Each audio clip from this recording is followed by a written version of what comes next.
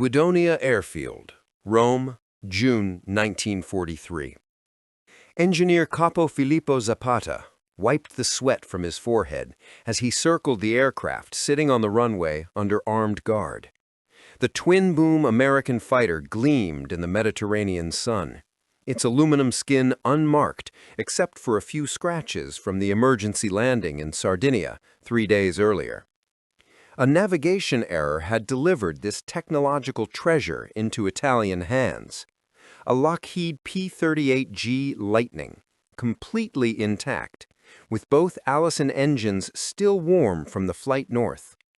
When Zappata first saw the P-38 on the runway, his reaction mirrored every Italian pilot's. It was ungainly, awkward. Twin booms flanking a central nacelle that violated every principle of elegant Italian design. His colleagues called it Il Diavolo a due code, the twin-tailed devil, but the nickname carried more mockery than fear. But as Zappata began his methodical examination, the engineer who believed in numbers was about to confront an unthinkable truth. The P-38 wasn't ungainly. It was a prophecy, and its components were mathematical proof that Italy had already lost a war its leaders still believed they could win. Zappata was Regia Aeronautica's senior propulsion engineer, a man who had spent 15 years designing and evaluating aircraft engines for Fiat, Alfa Romeo, and Isotta Fraschini. He had examined captured British Spitfires, studied Soviet Yaks, and analyzed German Messerschmitts. He thought he understood the state of aviation engineering in 1943. He was about to discover he understood nothing. As his team of engineers approached the Lightning with their toolboxes and measuring instruments, Zappata couldn't shake a feeling of dread. The Americans had sent this machine across an ocean to fight in a war thousands of miles from home. That alone suggested an industrial capacity Italy could barely comprehend. But it was what lay beneath those engine cowlings that would reveal a truth so devastating it would haunt Italian aviation engineers for the remainder of the war. They weren't just behind, they were impossibly, irretrievably outmatched. The P-38 Lightning represented everything Italian aeronautical engineering was not. Where Italian fighters were elegant, lightweight designs that squeezed maximum performance from minimal resources, the Lightning was an American brute, massive, complex, and powered by an engine technology that Italian factories couldn't begin to replicate. Zappata knew the specifications by reputation: twin Allison V1710 engines, turbocharged, counter-rotating propellers, tricycle landing gear. On paper, it seemed almost wasteful. 2 engines where one should suffice. Unnecessary complexity. Typical American excess. But Zappata was a scientist, and scientists don't trust reputation. They trust measurements. His team spent the first hour simply documenting the external dimensions. The Lightning's wingspan stretched 52 feet, reasonable for a fighter. But the weight. When they calculated the loaded weight based on structural analysis and fuel capacity, the numbers were staggering. Nearly 18,000 pounds fully loaded, almost twice the weight of Italy's frontline fighters, the Mach C-202 and the Fiat G55. "How does something this heavy even fly?" his assistant Giorgio Mancini muttered as he recorded the measurements. "That's what we're about to find out," Zappata replied, though he already suspected the answer would be unsettling. The real examination began when they opened the engine cowlings. The left engine, port side, came first. As the panels swung away and the Allison V1710-49 was revealed, Zappata's engineering team fell silent. It wasn't the size, though the 12-cylinder liquid-cooled V configuration was enormous for Italian standards. It wasn't even the obvious quality of the machining, though every component gleamed with precision that Italian factories struggling with material shortages and Allied bombing could no longer match. It was the turbocharger system. Zappata had read intelligence reports about American turbochargers. The concept wasn't new, using exhaust gases to spin a turbine that compressed intake air, allowing engines to maintain sea-level power at high altitude. German engineers had experimented with the technology. Italian engineers had drawn up proposals, but nobody, not the Germans, not the British, certainly not the Italians, had successfully integrated a turbocharger into a production fighter aircraft. The Americans had done it twice, one for each engine, and they were building hundreds of these aircraft every month. The turbocharger assembly sat behind and below each engine, connected by a complex network of exhaust ducting that snaked through the tail boom structure. The turbine wheel, when Zappata carefully examined it, was a masterpiece of metallurgy, a precision-forged component designed to spin at over 21,000 revolutions per minute while exposed to exhaust gases exceeding 700 degrees Celsius. "What alloy is this?" Menchie asked, running his fingers over the turbine blades. Zappata shook his head slowly. "Nickel chromium, perhaps, or something proprietary. Whatever it is, we don't have it, and even if we could acquire the material, we lack the precision casting capability to manufacture it." The implications were devastating. Each P-38 engine with its turbocharger system could produce approximately 1,425 horsepower in war emergency power, over 2,800 horsepower combined. For comparison, the Daimler-Benz DB605 engine powering the latest Mach-E C205V, Italy's most advanced fighter, produced 1,475 horsepower. One P-38 had nearly twice the power of Italy's best single-engine fighter. But the numbers got worse. Zappata began calculating the engineering requirements. The Allison V1710 displaced 28 liters. The precision required to machine 12 cylinders, 12 pistons, connecting rods, a crankshaft capable of sustaining 3,000 RPM under combat loads, the supercharger, the turbocharger, the intercooler, the oil cooling system, the radiator, the reduction gearing. He pulled out his notebook and started listing components. His assistant watched, then asked the question they were both thinking. Could we build this? Zappata continued writing for several minutes before answering. Build one? Perhaps. With 6 months, unlimited resources, our best machinists, and perfect conditions? Build it reliably?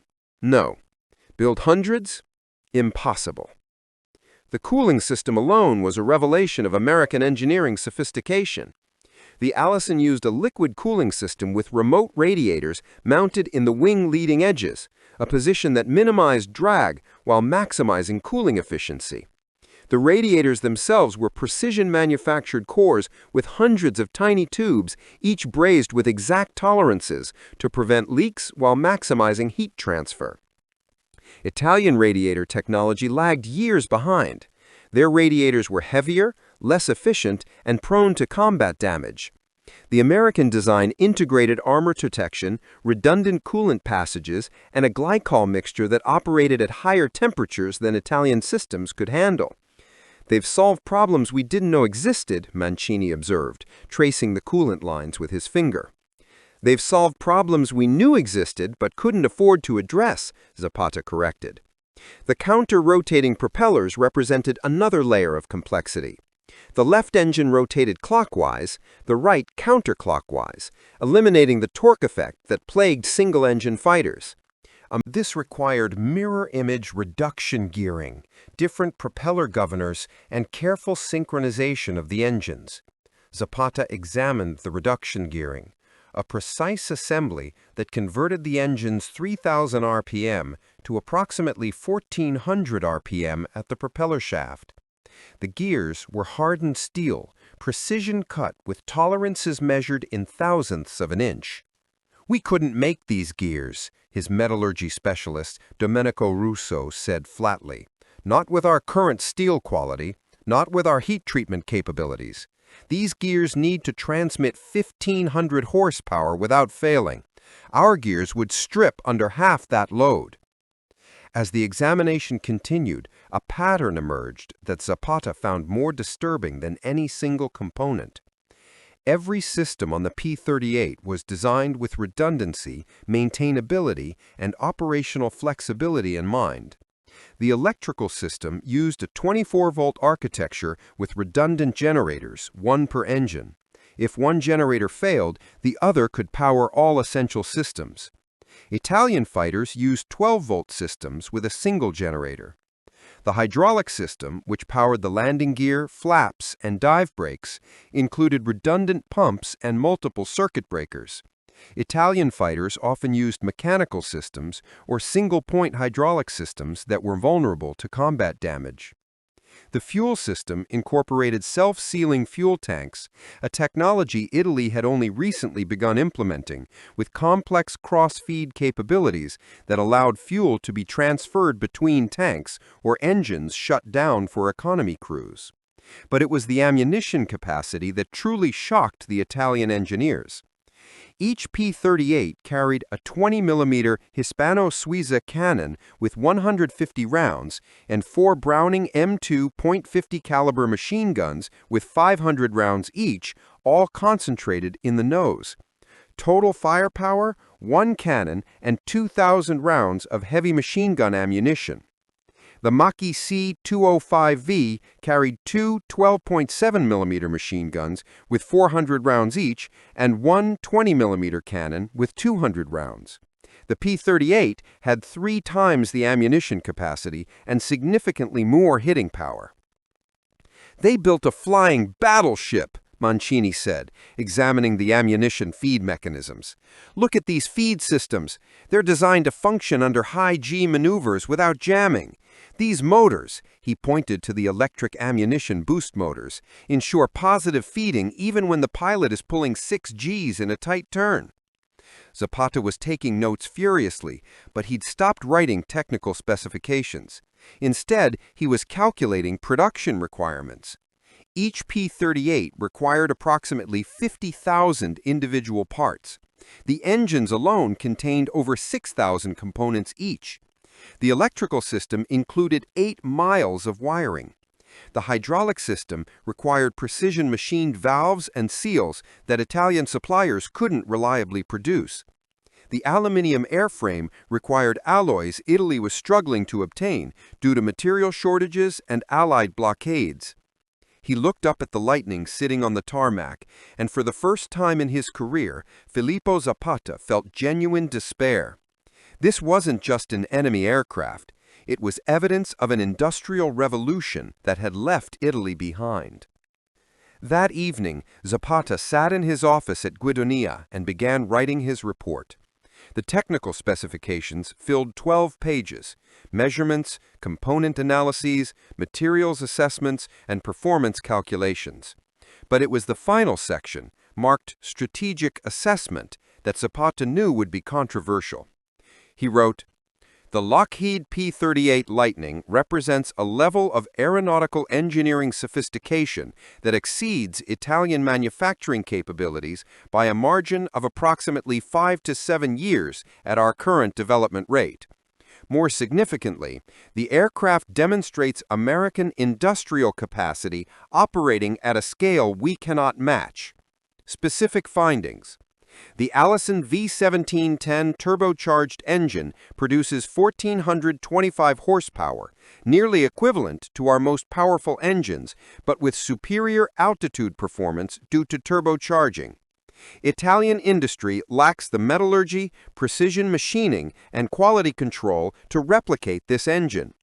Production of a single prototype would require 18 months and exhaust resources needed for 20 conventional fighters. The turbocharger system alone represents technology beyond our current capabilities. The material science, precision casting, and high-temperature metallurgy required are not available in Italian industry. The counter-rotating propeller system eliminates torque effects, but requires precision reduction gearing we cannot manufacture reliably. The airframe construction demonstrates aluminum alloy quality and forming techniques superior to our current standards. The electrical system, hydraulic, fuel, armament, shows design philosophy prioritizing redundancy and maintainability over weight savings. This approach is possible only with engines powerful enough to overcome the weight penalty. American manufacturing appears capable of producing these complex aircraft in large numbers while maintaining quality standards. Intelligence suggests production rates exceeding 200 aircraft monthly from multiple factories. For comparison, Italian fighter production across all types averages 150 aircraft monthly, and this rate is declining due to material shortages and Allied bombing. Recommendation: the P-38 cannot be countered through technological parity. Italian fighters lack the engine power, altitude performance, and firepower to engage effectively. Tactical doctrine should emphasize avoiding engagement with P-38's when possible. Strategic assessment: if this aircraft represents typical American production capability, and intelligence suggests it does, Italy faces an enemy with overwhelming industrial superiority. The war cannot be won through attrition against an opponent capable of producing weapons of this sophistication at scale. Zappata read his report 3 times before signing it. He knew what would happen. The technical sections would be accepted. The strategic assessment would be dismissed as defeatist. But he was an engineer, bound by evidence and mathematics, and the evidence was undeniable. The next morning, Colonnello Angelo Tondi, the Regia Aeronautica's chief test pilot, arrived at Guidonia to fly the captured Lightning. Tondi was a veteran with thousands of hours in dozens of aircraft types. He'd flown every Italian fighter, captured Spitfires, even a Messerschmitt Bf 109. He listened to Zappata's technical briefing with professional courtesy, but his expression suggested he believed the engineer was overstating things. Americans build heavy aircraft, everyone knows that. Quantity over quality, brute force over elegance. Tondi climbed into the P-38's cockpit with the confidence of a man who had mastered every aircraft he had ever flown. Zappata watched from the control tower as the Lightning's engines started. First the left, then the right. The Allison V-1710s settled into a smooth, synchronized rumble that vibrated the tower windows. Tondi taxied to the runway, his movements cautious as he familiarized himself with the tricycle landing gear and nose-wheel steering. The takeoff roll seemed impossibly long to observers used to Italian fighters that leapt off the ground in seconds. But when the Lightning finally rotated, it climbed at an angle that made Zappata's breath catch. 15 minutes later, Tondi landed, taxied back to the hardstand, and shut down the engines. He sat in the cockpit for several minutes before climbing down. When he finally reached the ground, his expression had changed. He walked directly to Zappata.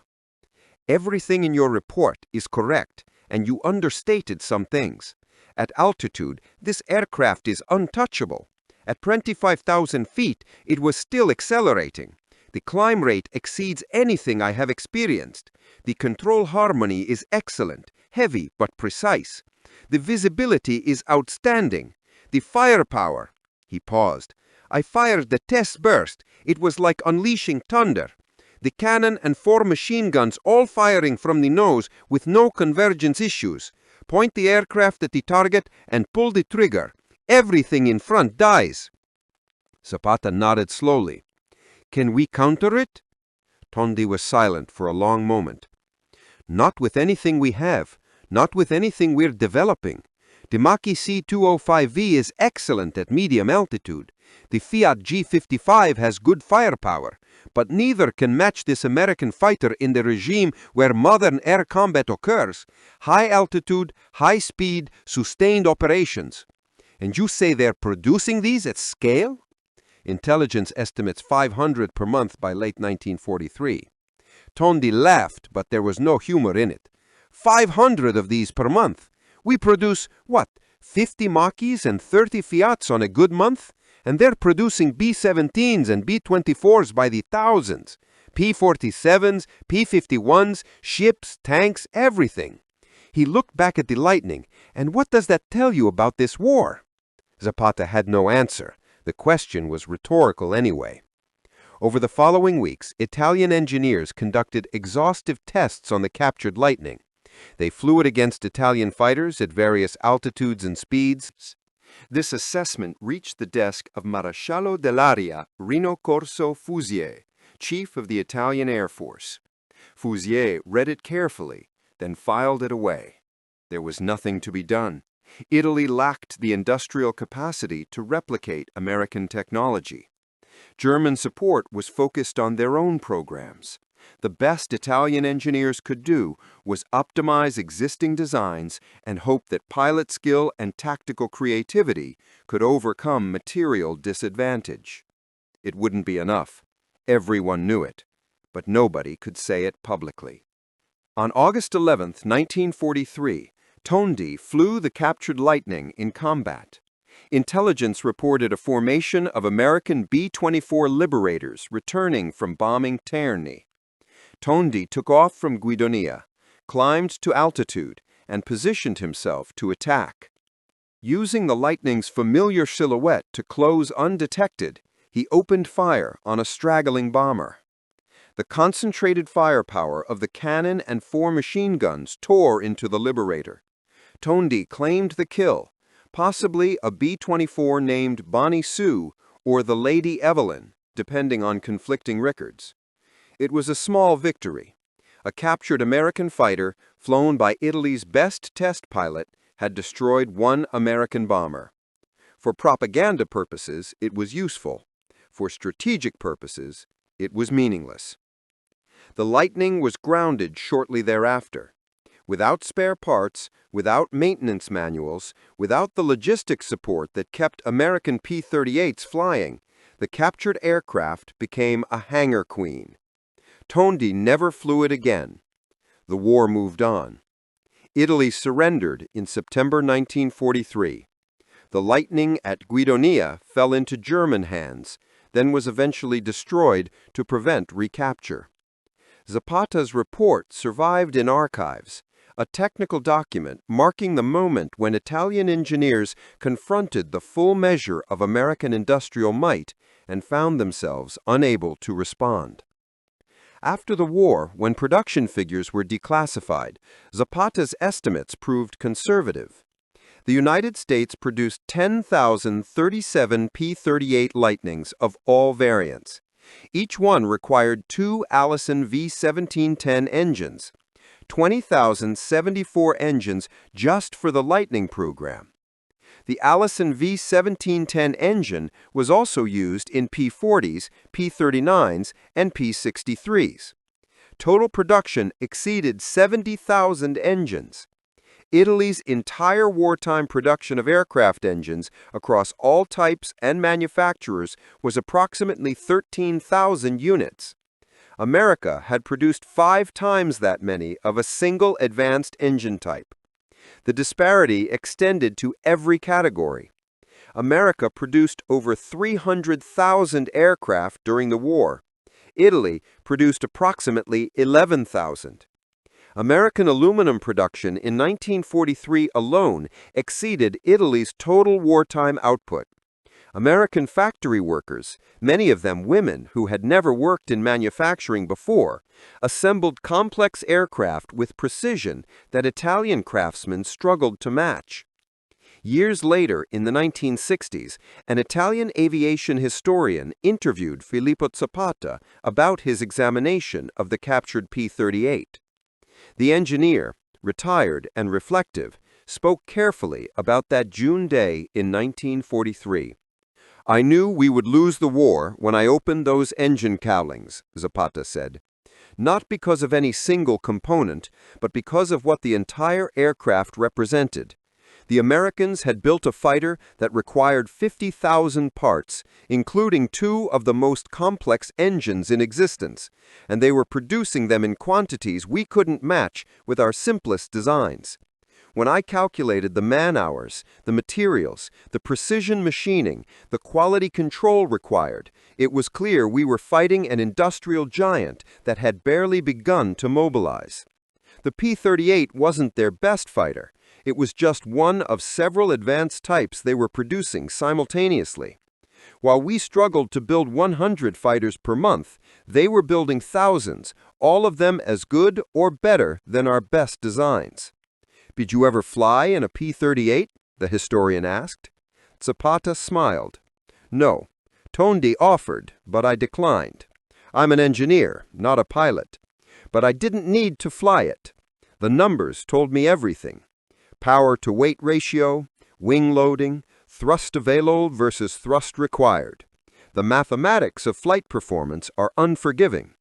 The P-38 had superior power, superior altitude performance, superior firepower, superior range, and superior systems.